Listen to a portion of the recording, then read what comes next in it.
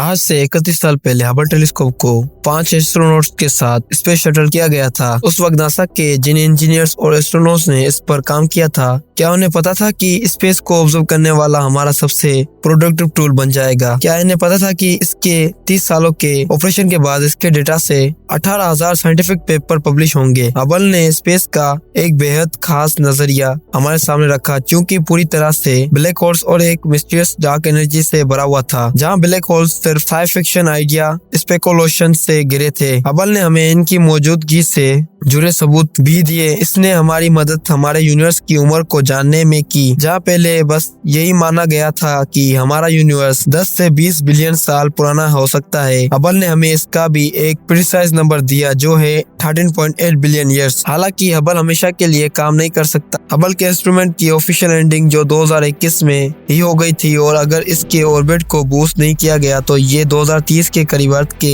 Atmosphere में enter होने के बाद इसमें क्रैश लैंड हो जाएगा। एक्सपर्ट्स की माने तो इसके पास सही से काम करने के लिए 5 साल ही बचे हैं। जैसे जैसे इस हबल स्पेस टेलीस्कोप के मिशन का एंड करीब आता जा रहा है, हम एक न्यू एरा की एस्ट्रोनॉमिकल टूल्स का यूज करने लगे हैं। इन्हीं में से एक बहुत ही खास है, जो कि अपनी लॉन्च के बाद हमारे द्वारा स्पेस में भेजा जाने वाला सबसे बड़ा और सबसे कॉम्प्लेक्स टेलीस्कोप होने वाला है, जो कि हबल से 100 गुना ज्यादा पावरफुल है और जो हमारे यूनिवर्स की हमारे को पूरी तरह से बदल सकता है। वाट नेक इस प्रोजेक्ट के पहली बार सोचने जाने के बाद ये काफी ज्यादा बदल चुका है। इसे एक आम टेलीस्कोप की तरह 2007 में लॉन्च किया जाना था और जिसकी कुल कीमत $500 मिलियन होती। वहीं लगभग 30 सालों के डेवलपमेंट और लगभग $10 बिलियन के बाद ये तो क्लियर हो चुका है कि जेम्स वेब स्पेस टेलीस्कोप अपने इनिशियल डिजाइन से बहुत ही ज्यादा ग्रो कर गया है। अब ये ना ही स्पेस में भेजे जाने वाला सबसे कॉम्प्लेक्स इंस्ट्रूमेंट है, बल्कि ये हमारी इंसानी इंजीनियरिंग का सबसे बड़ा कमाल भी है। इस जेम्स वेब स्पेस टेलीस्कोप को किसी भी तरह से हबल को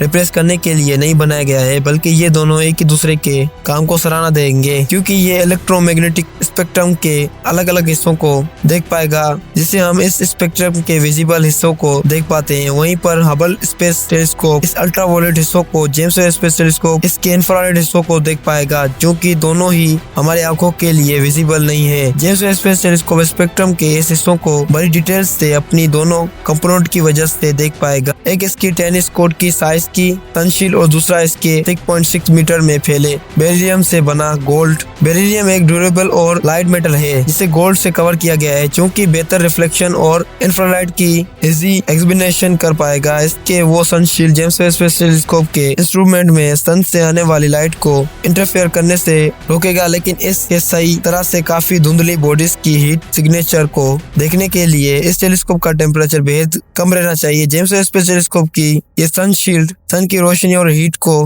ब्लॉक करने के साथ साथ इस टेलीस्कोप के इंस्ट्रूमेंट को -240 डिग्री सेल्सियस तक के ठंडे टेम्परेचर तक पहुंचने में हेल्प करेगी, जहां ये सनशील्ड जेम्स वेब स्पेस टेलीस्कोप के डेटा इकट्ठा करने के लिए बेहद जरूरी है। वहीं ये इस मिशन से जुड़ा सबसे बड़ा कॉन्सेप्ट भी है। हजारों पार्ट्स, 139 एक्ट्यूएटर्स और 8 मोटर्स को पूरी सही तरह से काम करते हुए इस जेम्स वेब स्पेस टेलीस्कोप के सनशील्ड की 5 लेयर्स को खोलना होगा। जेम्स वेब स्पेस टेलीस्कोप का final mission point L2 orbited point है, जो कि लैग्रेंज पॉइंट भी है और जो अर्थ से 1.5 मिलियन किलोमीटर दूर है। इस दूरी पर टेलीस्कोप का व्यू ना ही सन और ना ही अर्थ से ऑब्स्टेटिक होगा, जो इसे सेलेशियस बॉडी को आसानी से स्टडी करने में हेल्प करेगा, जिसका मतलब है कि हमारे पास सब कुछ सही करने के लिए सिर्फ एक ही चांस है। What exactly James Webb Space Telescope promises to return? Universe की पहली लाइट हबल भी समय में पीछे देख सकता है, लेकिन जेम्स वेब स्पेस टेलीस्कोप के जितना नहीं। जेम्स वेब स्पेस टेलीस्कोप की इंफ्रारेड कैपेबिलिटीज से हम सबसे पहली गैलेक्सी और पहले स्टार को भी देख पाएंगे। इसकी शुरुआती सेलेशियस बॉडीज को ऑब्जर्वेशन और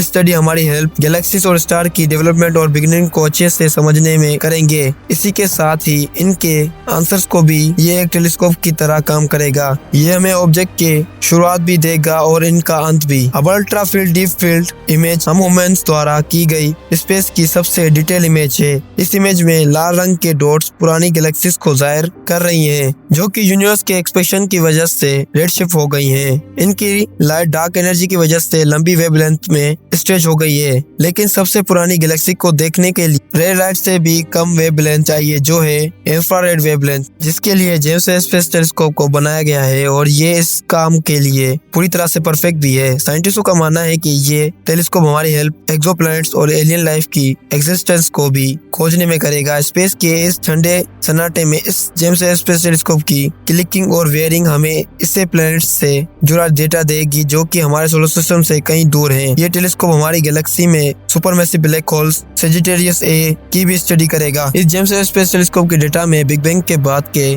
फेज को देख और जान पाएंगे। इसमें गैलेक्सीज की फॉर्मेशन की अगली स्टेजेस भी बेहद खास रहेंगी, जिनमें से कई बिलियन गुना ज्यादा चमकदार वायलेट्स इमेज देख पाएंगे। चाहिए इस मिशन में कितनी भी डिलेस आई हो, जेम्स वेब स्पेस टेलीस्कोप 24 दिसंबर 2021 में लॉन्च हो चुका है। इसकी डेवलपमेंट, टेस्टिंग, कम्युनिकेशन के सेटअप, स्पेसक्राफ्ट के एडजस्टमेंट बाद जेम्स वेब स्पेस टेलीस्कोप की पहली इमेज आने में 6 मंथ लगेंगे। जब इस टेलीस्कोप से जुड़ा डिटेल डेटा आने लगेगा तब हम गैलेक्सीज की एक न्यू एरा को देख पाएंगे, क्योंकि पहले की इंस्ट्रूमेंट से छुपी रही थी। किसी भी ग्रेट टूल की तरह जेम्स वेब स्पेस टेलीस्कोप हमारी हेल्प इन सवालों के जवाब ढूंढने में करेगा जिन्हें हम सोचा भी नहीं है। यह हमें समय में इतना पीछे ले जा सकता है जो हमें हमारी एग्जिस्टेंस को खोजने में हेल्प करेगा। Thanks for watching.